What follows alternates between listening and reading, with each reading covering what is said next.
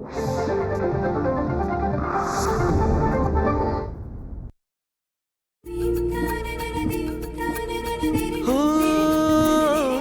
शब्द स्वरांचे बनती गाणे साजन आनंद तराणे रसिकांची ही जुळते नाते घडते जेव्हा सुरेल गाणे कसे हे घडते मनात येते भेटू बोलू ऐकू तयांच्या गोष्टी गाण्यांच्या गोष्टी गाण्यांच्या.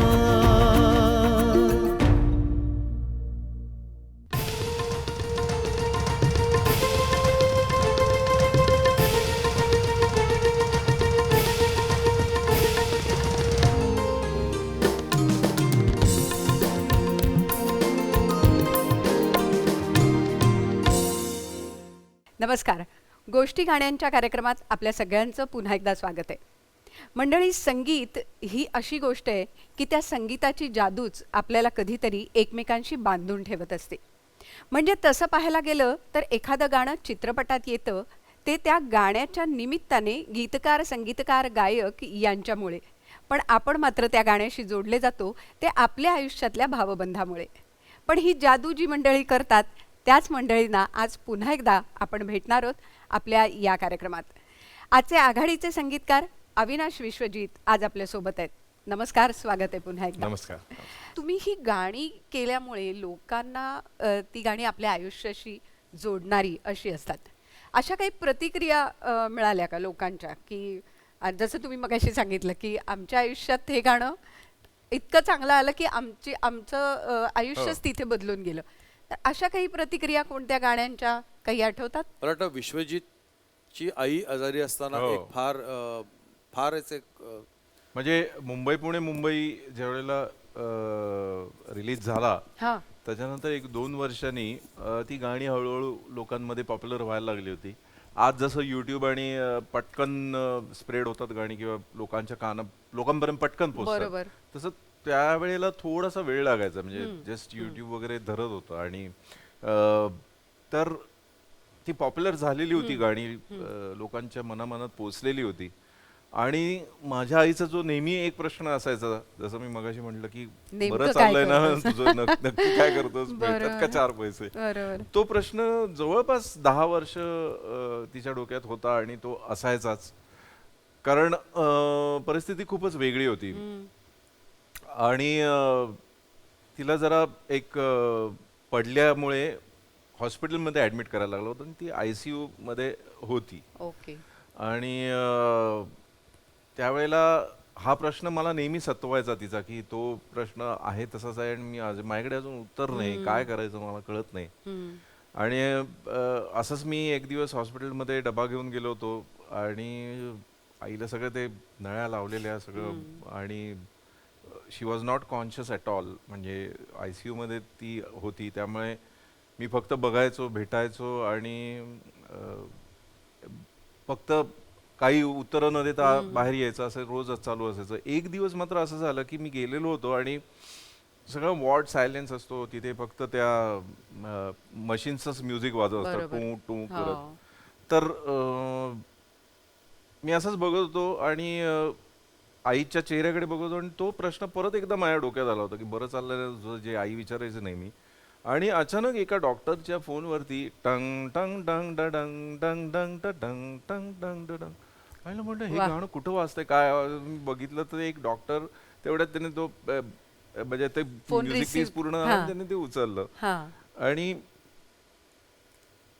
मी म्हटलं आई, हे बघ, हे माझं आहे, हे जे तू ऐकतेस की नाही ऐकतेस माहिती नाही मला, पण हे माझं आहे, हे आम्ही केलेलं गाणं आहे आणि हे आज लोकांच्या डोक्यात आहे.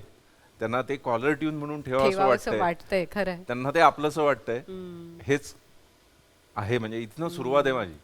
आणि मी बाहेर आलो आणि काही दिवसांनी मी आईला सांगितलं की स्पेसिफिकली, की म्हणलं आई, तू ICU मध्ये होतीस त्यावेळेला हे गाणं लागलं होतं एका डॉक्टरच्या मोबाईलच्या कॉलर ट्यून मध्ये. सो हा खूपच असं मला एक की एक्झिस्टन्स ऑफ काय म्हणू आपण त्याला, सुपर पॉवर म्हणू, गॉड म्हणू, देव म्हणू, बरोबर. काही. तर ते एक कधीतरी तुम्हाला काही काही सिग्नल्स देत असतं असं मला वाटतं. तर हा त्यातला एक सिग्नल होता. खरंच आहे. की पण असंच आणखी एक डोंट महत्वाचा लूज होप अगदी आहे. अगदी खरं आहे. पण असाच एक महत्वाचा भाग असतो आणि तो महत्वाचा धागा असतो की कोणातरी प्रसिद्ध व्यक्ती किंवा आपल्या क्षेत्रातले कोणीतरी छान मोठी व्यक्ती त्यांची एक दाद मिळून जाते आणि मग ती दाद सुद्धा ना आपल्याला पुढे जायला कुठेतरी नक्कीच, कामी आणते. असं काही झालं? हो, म्हणजे करिअरच्या अतिशय सुरुवातीला सुप्रसिद्ध कवी सुधीर मोघे, बरं, वा, सुधीर मोघ्यांचा खूप सहवास आम्हाला दोघांना लाभला. माझे आवडते कवी आहेत. अक्षरशः आपल्या सगळ्या तुमच्या आमच्या अख्ख्या खरंय. महाराष्ट्राचे लाडके कवी सुधीर मोघे. खरं आहे. तर सुधीर मोघ्यांनी आमची गाणी ऐकली होती आणि त्यांनी मला एकदा फोन करून सांगितलं की खूप करेक्ट लाईनीवरती तुम्ही काम करताय आणि मला असं वाटतंय की माझी परंपरा तुम्ही पुढे नेताय. तर किती सुधीर छान. मोघ्यांनी इतकी म्हणजे त्यांचा सहवास मला खूप लाभला. त्यांचा कार्यक्रम असायचा, त्याच्यामध्ये मी होतो आणि नंतर कविता पानोपानी पण ते नाही, करायचे. एक वेगळा सुंदर कार्यक्रम होता नाही, त्यांचा. कविता पानोपानी तर ते स्वतंत्र स्वतः करायचे, असायचे. स्वतः पण करायचे. मी विसरलो नाव त्या कार्यक्रमाचं काय होतं हां, आमच्या हां. की स्मरण यात्रा तर नव्हे. नाही की ज्याच्यामध्ये मोघ्यांची सगळी गाणी होती. ओके. आणि मी नवीन असताना म्युझिशियन म्हणून काम करत असताना तेव्हा मी तो कार्यक्रम करायचो आणि खऱ्या अर्थाने एका प्रकारचे संस्कारच होते ते आमच्यावरती अगदी. की कसे असावेत कवी. आणि नंतर मोघ्यांबरोबर मी एक मित्र, ते मला मित्रासारखेच वागवायचे. कधीही आमच्यामध्ये ते अंतर नव्हतंच. मी कुठलाही प्रश्न त्यांना विचारू शकायचो की हे गाणं कसं झालं, म्हणजे इन्स्पायर झालात का कुठनं किंवा कसं झालं. तर ते कधीही आडपडदा ठेवायचे नाहीत आणि त्यांनी मला असं वाटतं की खूप खूप इन्स्पिरेशन दिलंय खरंय. आम्हाला. आणि त्यांचा फोन येणं हे खूप स्पेशल होतं. सुखद अनुभव होता खूप तो. स्पेशल होतं की आता त्यांनी आणि त्यांच्याबरोबर नंतर काही गाणी पण करायला मिळाली. मूर्तिवंत अस्मिता म्हणून आशा भोसलेंनी हो. जे गाणं गायलं बरोबर. स्मिता पाटील यांच्यासाठी, वा. ते गाणं त्यांनी लिहिलं होतं आमच्यासाठी. नंतर अनफॉर्च्युनेटली ती संधी पुढे नाही मिळू खरंय, शकली. खरंय. पण मला असं वाटतं की अनेक मोठ्या लोकांचे हे शाबासकी मिळणं ही एक पण खूप आनंदाची खरंच गोष्ट खूप असते. आनंदाची गोष्ट. आणि ओल्या सांजवेळीचा उल्लेख आहे आणि सुधीर मोघेंचा उल्लेख झालाय, तर संध्याकाळवरची त्यांची जी कविता आहे ती मला आता या क्षणी आठवली की Please. दाटून आलेल्या संध्याकाळी अवचित सोनेरी ऊन पडतं, तसंच काहीसं पाऊल न वाजवता आपल्या आयुष्यात प्रेम येतं. वा वा वा. मागून कधी मिळत नाही, शोधून कधी सापडत नाही, वादळ वेड घुसतं तेव्हा टाळू म्हणून टळत नाही, आकाश पाणी तारे वारे सारे सारे ताजे होतात आणि वर्षांच्या विटलेल्या बधीर मनाला आवेगाचे तुरे फुटतात. वा वा. क्या बात हे है. सुधीर मोघे. वा वा. आणि म्हणजे इतकं सहज लिहून जातात, पण ते आपल्या मनातलं असतं. अक्षर आणि मन या विषयावर त्यांनी जितकं कविता लिहिल्या आहेत, खरंय. मला वाटतं तितकं मन या विषयावरती आजपर्यंत इतक्या अप्रतिम गीतं. सुंदर. कारण कविता लिहिणं हा एक भाग आहे, पण गीत त्याचं बनवणं म्हणजे दयाघना हा शब्द आणणं हो. आपल्या मन गाण्यामध्ये. मनाचं उमगत नाही, आधार कसा शोधावाही त्यांचंच आहे. I think आपण पुढचा कार्यक्रम सुधीर मोघे खरंच आहे, कारण आपल्याकडे लिजंड्स आहेत सगळे. हो. जसं सुधीर मोघेंचा उल्लेख झाला तसे आपल्याकडे अनेक गीतकार आहेत, कवी आहेत ज्यांनी उत्तम शब्द लिहिले आणि त्यामुळे मला असं वाटतं की तुमच्यासारख्या संगीतकारांना एक छान त्यातली दिशा मिळते आणि उत्तम नक्कीच. संगीत तयार होतं. नक्कीच. पण या सगळ्या प्रवासामध्ये चित्रपट आणि हे सगळं होत होतं. मग अशी जो बॅकग्राऊंडचा उल्लेख झाला तर त्याच्याविषयी पण मला विचारायचं की अशी काही घटना, असा काही प्रसंग बॅकग्राऊंड करताना आला का? आणि तुम्ही अनेक चित्रपटांचं बॅकग्राऊंड केलंय, सो बॅकग्राऊंड करताना काय चॅलेंजेस असतात आणि एखादी आठवण त्या संदर्भातली आहे का? रिसेंट म्हणजे आत्ताच नुकताच झालेला जो धर्मवीर पिक्चर आहे, हां. तर धर्मवीर पिक्चरचं शूटिंग त्या दरम्यान खरं तर आम्ही हंबीरराव पण करत होतो. तर अचानक प्रवीणचा एक फोन आला की अरे आपल्याला दुसरा पण एक चित्रपट चालू करायचा आहे, ज्याचं नाव आहे धर्मवीर. म्हटलं आनंद दिघेंवरती. म्हटलं येस, मी ते बायोपिक करतोय. आणि ठाण्यात त्याच्या सगळ्या बोलाचाली चालू होत्या आणि शूटिंग सुरू झालं. इतकं ते फास्ट चाललं होतं सगळं. आणि त्याच्यानंतर अक्षरशः म्हणजे तिकडे शूटिंग चालू आहे, रफ एडिट झालेलं आहे, काही पॅचवर्क राहिलेलं आहे. आणि रफ एडिट बघितलं, 13 मेला रिलीज आहे पिक्चर. आणि आम्ही एप्रिल 10च्या आसपास हे डिस्कशन सुरू झालं बापरे. की आपल्याला 13 मेला टार्गेट गाठायचं आहे, तर तुम्ही बॅकग्राऊंड वरती विचार सुरू करा. आणि आम्ही रफकट बघितलेला होता त्या दरम्यान आणि खूप म्हणजे जवळपास 4-4.5 तासाचा पिक्चर होता त्यावेळेला तो. बरोबर. आणि रफकट बघितल्यानंतर एकंदरीतच त्यानं जे काय पोर्ट्रे केलेलं होतं दिघे साहेबांचं व्यक्तिमत्व हो. आणि फिल्म म्हणून एक मोठा कॅनव्हास हा. खरं तर त्यांनी उभा केला. फारच म्हणजे ते तुम्ही जेव्हा एखादी फिल्म बघता आणि त्याच्यावरती तुम्हाला काम करायचं जेव्हा असतं तेव्हा ती कॅरेक्टर्स ती पात्रच तुम्हाला काहीतरी देऊन जात असतात. आणि तसंच काहीसं म्हणजे खरं तर ते सगळं ब्लँक होतं, त्याला काही साऊंड नव्हता. सगळं रफकट मधला पिक्चर बघणं हा एक वेगळं चॅलेंज असू शकतं, कारण जोपर्यंत बॅकग्राऊंड डायलॉग्स आणि हे प्रॉपर येत नाही तोपर्यंत त्याचा एक छान त्याचा फील येत नाही. खरं. आणि म्हटलं अरे घाई खूप होईल, जरा विचार करूया. खूप छान झालाय पिक्चर, आपल्याकडे वेळ नाहीये. नाही नाही नाही माहिती नाही ते काय नाही.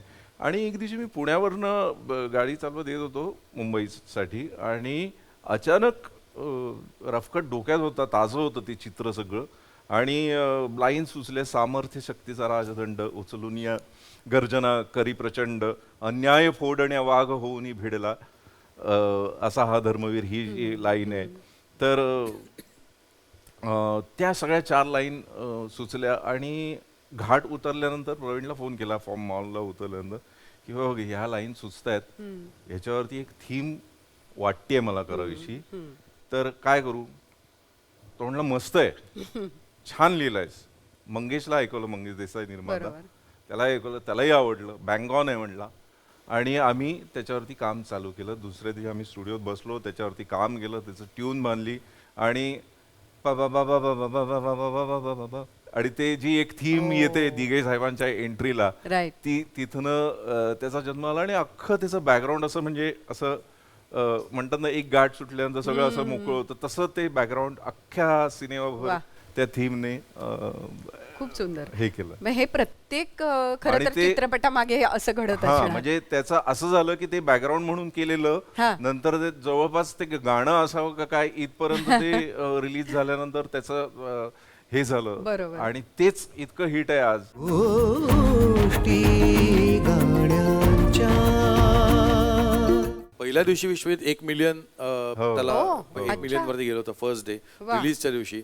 आणि विश्वित म्हणलं असं की बॅकग्राऊंडला तरन दन तर असा हा धर्मवीर आला की तो दिघे साहेब त्यांची पूर्ण जो म्हणजे व्यक्तिमत्व आहे ते त्याच्यातनं दिसत होतं. सो आय थिंक तो बॅकग्राऊंडचा एंटायर जो एक भार होता तो त्या ट्यूननी खूप चांगल्या प्रकारे उचलला. खूप सुंदर. आणि आजही आम्हाला तो चित्रपट बघताना आता आम्ही असा विचार करू आणि तो बॅकग्राऊंड कसं आपल्याला दिसतंय. पण इन जनरलच तुमचा जो प्रश्न होता की बॅकग्राऊंड स्कोअर करणं, मला वाटतं गाण्यापेक्षा कधी कधी जास्त चॅलेंजिंग असतं. आणि त्याला तेवढी म्हणजे प्रसिद्धी मिळत नाही. लोकांना असं वाटतं की बॅकग्राऊंड स्कोअर करणं ही खूप एक सेकंडरी गोष्ट आहे संगीत देण्यापेक्षा. माझं मत उलट आहे की त्यामुळे उठून येतो चित्र. म्हणजे तुमच्याकडे गाणं करताना शब्द असतात ना, त्यामुळे शब्द तुम्हाला सांगतात की हे गाणं कशाबद्दल आहे. ओल्या सांजेवेळी ऊन तू रिमझिम झरणारी बरसात, हे शब्द तुम्हाला सांगतात, पण बॅकग्राऊंड मध्ये शब्द नाही आहेत. पण आता समजा असं एक सीन इमॅजिन करा की 2 व्यक्ती एकमेकांसमोर उभ्या आहेत. एक व्यक्ती बोलतीये की पण तिच्या मनामध्ये ते तसं नाहीये. हे तुम्हाला कसं कळतं? ते तुम्हाला पार्श्वसंगीतातनं कळतं.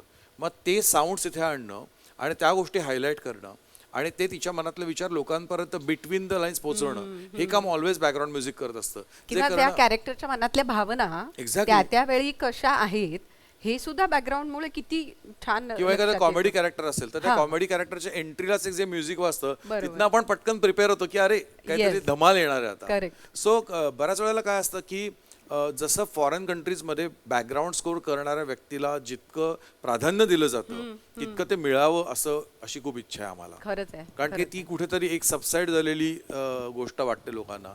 आता कुठेतरी बॅकग्राऊंड स्कोरला सुद्धा अवॉर्ड फंक्शन मध्ये जागा मिळाली आहे गेल्या 5 वर्षांमध्ये.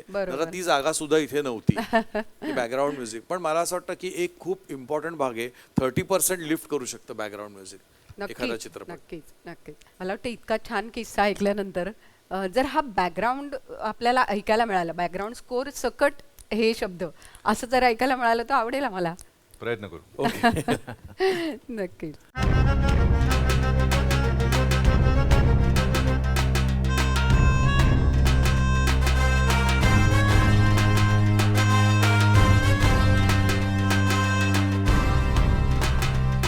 सामर्थ्य शक्तीचा राजदंड उचलून गर्जना करी प्रचंड अन्याय फोडण्या वागणोनी भिडला रक्षण्या धर्म उचलिले शस्त्र वाहिले प्राण जनतेला असा हा धर्मवीर असा हा धर्मवीर असा हा धर्मवीर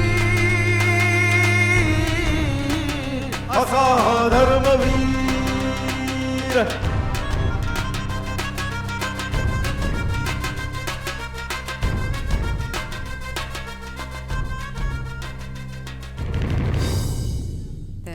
वा, म्हणजे आज चित्रपट बघताना आम्हाला आता पुन्हा एकदा या सगळ्याची आठवण येईल आणि बॅकग्राऊंड स्कोअर नेमका कसा होतो, काय होतं, या गोष्टी पण उलगडल्या जातील. खरं तर आणखीनही चित्रपटांबद्दल आम्हाला ऐकायला आवडेल की बॅकग्राऊंड स्कोअरबद्दल. पण एक याच चित्रपटाची आठवण आहे तर भेटला विठ्ठलसारखं गाणं जे तुम्ही केलं आहे, खरोखरच सगळ्यांना त्यांचा विठ्ठल भेटल्यासारखं वाटतं. त्या गाण्याची काही निर्मितीची कथा आहे का? ॲक्च्युली आमच्या दोघांमधलं म्हणजे प्रत्येक संगीतकारामध्ये काहीतरी डिस्ट्रीब्युशन हे असतंच. बरोबर. की म्हणजे जास्त कंपोज कोण करतं, अरेंज कोण करतं.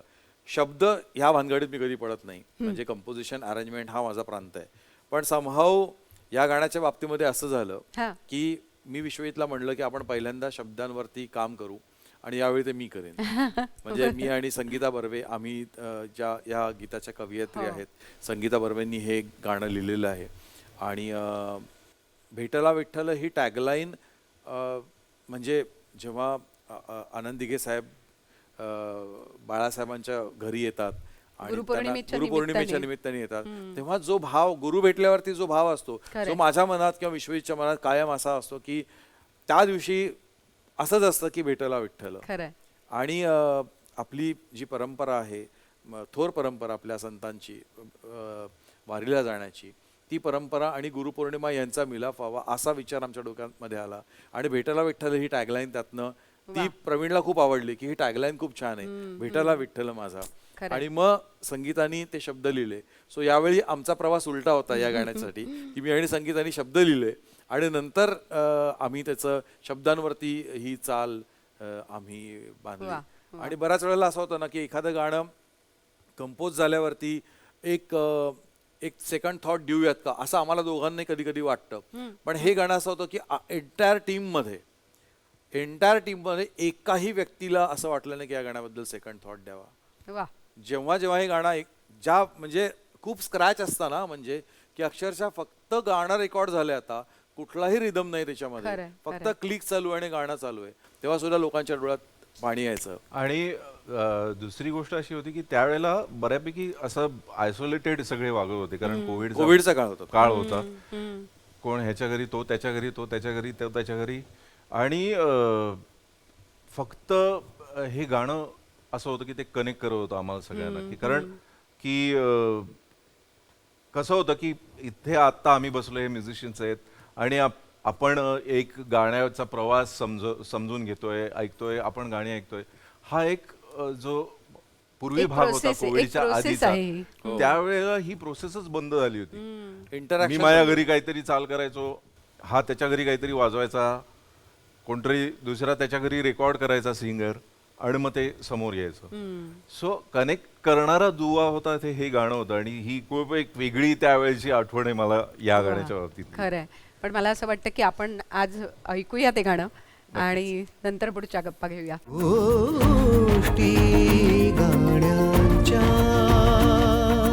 या गाण्याच्या शेवटी आम्ही विठ्ठलाचा गजर करणार आहोत. तर मला असं वाटतं लोकांना सांगायला की तुम्ही सुद्धा आपापल्या घरी तो विठ्ठलाचा गजर करा. आणि आमच्या या गाण्यामध्ये नेहमीच तुम्ही सामील असता, सगळ्याच गाण्यांमध्ये, पण ह्या गाण्यामध्ये खास सामील व्हा. क्या बात आहे. नक्की ऐकूया आपण ते.